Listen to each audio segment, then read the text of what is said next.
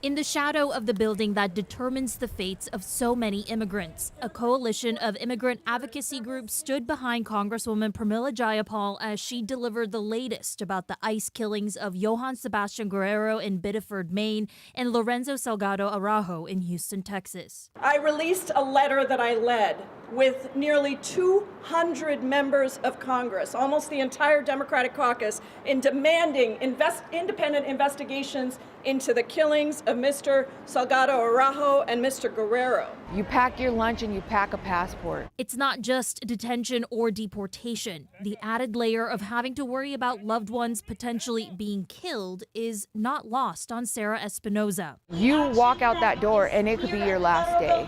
And nobody wants to live like that. Nobody deserves to live like that. Lorena Gonzalez from the ACLU highlighted Washington State's role in immigration too. Last year, we learned that the Department of Licensing had been sharing its driver and plate database with the Department of Homeland Security in violation of state law. Right now, Washington State continues to allow Customs and Border Protection to access DOL data. This as the state saw an influx of arrests over the past few weeks as a part of ICE's nationwide push for more arrests. Given what we're seeing in terms of the increase in ICE violence, we need to see faster, quicker, more urgent action.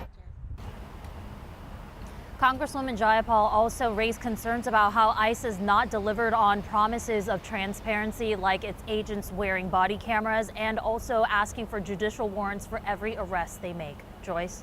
And then what is the latest on the rules when it comes to traffic stops and ICE arrests? Yeah, Joyce, I know you rehashed this at the top of the show, but I do want to remind our viewers earlier this week that they stopped traffic stops for ICE agents, and then not a day later, President Trump said he reversed that decision, saying that traffic stops are indeed required for ICE agents to carry out their duty. Joyce? All right, live in Seattle tonight. Sharon, thank you for the update there.